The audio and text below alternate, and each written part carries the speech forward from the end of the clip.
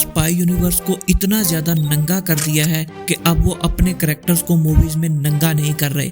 मैं बात कर रहा हूँ उस प्रथा की, वाईआरएफ यूनिवर्स की, उस प्रथा की जो कि सदियों से चलती आ रही है, जिसमें उन्होंने अपनी हीरोइन को बिकिनी में तो दिखाना ही होता है। एक bikini scene, hot bikini scene item number के साथ उन्होंने अपनी वाईआरएफ मूवीज में जरूर डालना होता है। अगर कोई डायरेक्टर इसे मना कर दे तो वो मूवी से आउट हो जाता है। लेकिन ये प्रथा वाईआरएफ यूनिवर्स अभी तक लेकर चलता आ रहा था, लेकिन धुरंधर के बाद इस वाईआरएफ यूनिवर्स की मूवीज को रिलीज होने से पहले ही इतना ज्यादा बैकलैश मिलने लगा कि अब रिपोर्ट्स ऐसी आ रही हैं कि शर्वरी वाघ और आलिया भट्ट दोनों का बिकिनी सीन था मूवी में और अब उसे निकाल दिया गया। और यही वजह कि ना तो टीजर में और ट्रेलर में हमें कोई भी बिकिनी सीन या कोई भी आइटम नंबर का हमें टीजर भी देखने को नहीं मिला। चलो बिकिनी सीन तो हटा दिया, लेकिन मुझे नहीं लगता कि उन्होंने आइटम नंबर कोई हटाया होगा। उन्होंने म्यूजिक तो बनाया होगा, उन्होंने म्यूजिक तो जरूर बनाया होगा और वो उसको रिलीज भी करेंगे। मतलब आप विडंबना देखो कि बॉलीवुड की दो बहुत ब्यूटीफुल एक्ट्रेसेस को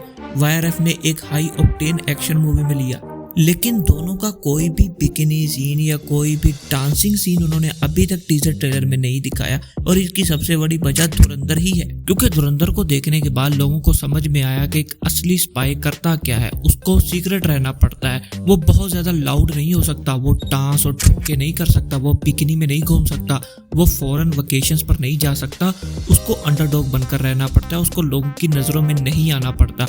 अब ये बात तो ठीक है किसी हद तक, और धुरंधर में जिस तरह से रणवीर सिंह ने रोल को प्ले किया है वो लोगों के दिलों में बैठ चुका है। अब लोग डायरेक्टली किसी भी स्पाई यूनिवर्स को धुरंधर के साथ कंपेयर करेंगे, क्योंकि वो एक बेंचमार्क है, स्टोरी में भी और बॉक्स ऑफिस कलेक्शन में भी। और वाईआरएफ यूनिवर्स की सारी मूवीज के कलेक्शन को मिला दें तब भी जाकर धुरंधर 1 और धुरंधर 2 के कलेक्शन को वो बीट नहीं कर सकती। तो धुरंधर अब एक top notch spy universe movie बन गई है, तो कंपैरिजन तो होना ही था। और इसका इम्पैक्ट इतना बड़ा है कि वाईआरएफ को पहले ही समझ में आ गया कि लोग अब मूवी हमारे देखने में इंटरेस्टेड नहीं है, और इसी वजह से उन्होंने अल्फा को 2 बार डिले किया। लेकिन अब मूवी में इतना बड़ा खर्चा कर दिया तो उसको बनाना तो पड़ेगा। रूमर्स तो ये भी हैं कि इन्होंने मूवी की स्टोरी में बहुत बड़े बड़े चेंजेस किए हैं, जैसे कि मूवीज में पाकिस्तान का एंगल डालना, जो कि वाईआरएफ की स्पाई यूनिवर्स की पहली मूवी से ये प्रथा चलती आ रही है और हर मूवी में इस प्रथा को निभाया गया। लेकिन अब इस प्रथा को भी चेंज कर दिया गया है धुरंधर की वजह से, क्योंकि धुरंधर की वजह से लोगों में एंटी पाकिस्तान सेंटिमेंट्स बहुत ज्यादा जाग गए हैं।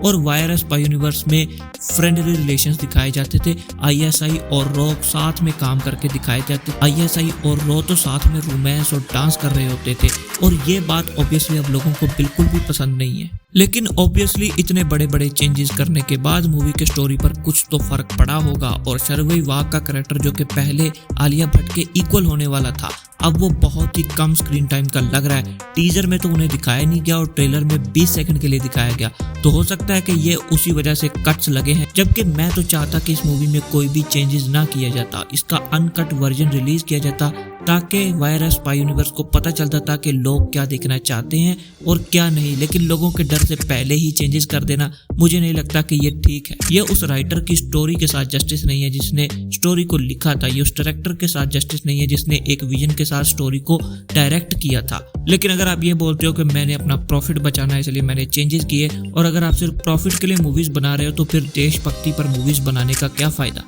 वाईआरएफ यूनिवर्स का मेन मकसद तो यही लगता है ना कि वो देशभक्ति दिखाना चाहते हैं, फ्रेंडली रिलेशंस दिखाना चाहते हैं। तो अगर आप एक नेक कार्य के लिए पैसे लगा रहे हो तो फिर आप प्रॉफिट की चिंता क्यों कर रहे हो। तो इसी वजह से मैंने कहा कि धुरंधर ने बिल्कुल नंगा कर दिया है आदित्य चोपड़ा को, वाईआरएफ मूवीज को, वाईआरएफ के स्पाई यूनिवर्स को। बाकी इस मूवी का क्या बनता है वो तो देखना पड़ेगा।